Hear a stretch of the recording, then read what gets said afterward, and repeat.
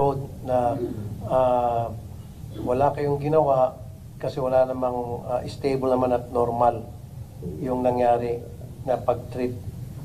Tama? That's correct, Mr. Chair. Okay. Saang section yon? I am referring to section 6.2.3.4 of Okay. the Philippine Grid Code issued by the Energy Regulatory Okay, at Commission. ano yung sinabi sa section na yon? Pakibasa. Kasi meron din akong kopya dito. Pakibasa nga. Section 2.2.3.4 of the Grid Code. Yung That's- binasa mo natin sa unahan, ano? Nasa unahan, sige, pakibasa lang. Bilisan mo, sir. All right. Thank you, Mr. Chair. 6.2.3.4 of the Philippine Grid Code.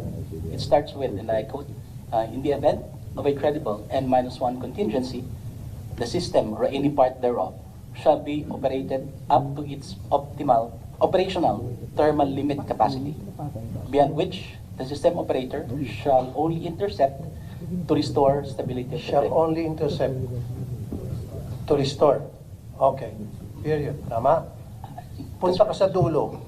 Makinig ka. Section 6.2.3.4.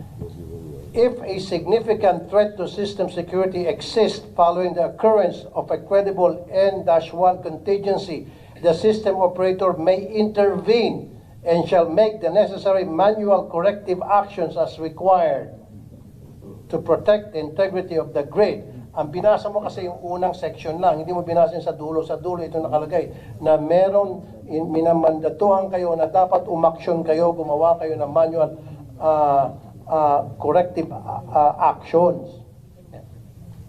Ayan, no?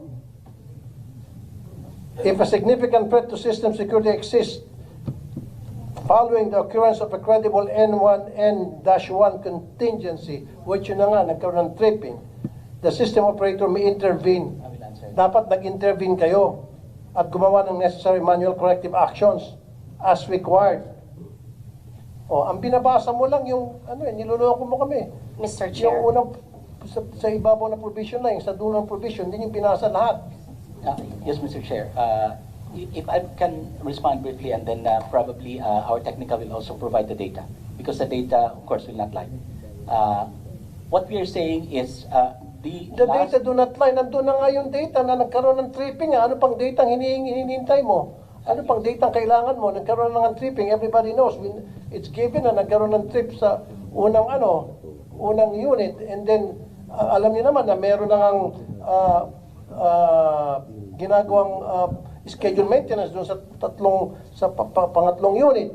And then nag-trip yung pangalawa hanggang sa nagkaroon ng domino effect na wala pa rin kayong ginawa for those 2-hour period. Yan nga, maging yung ERC na nga, nagsasabi na wala man lang kayong ginawa. Di ba?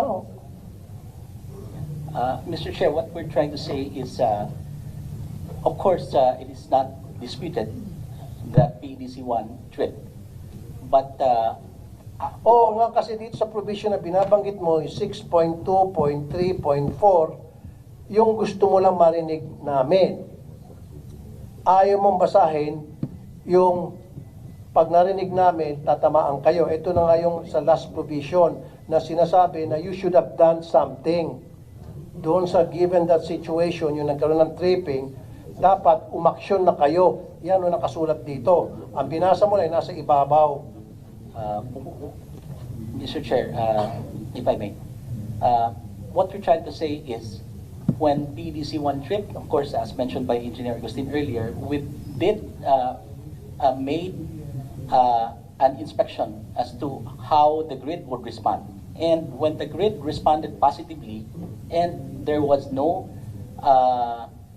beyond the limits of the frequency and the voltage, and then Beyond the limit, you're hearing me, but you're not listening. Meron na nga yung line, yung unit 3 na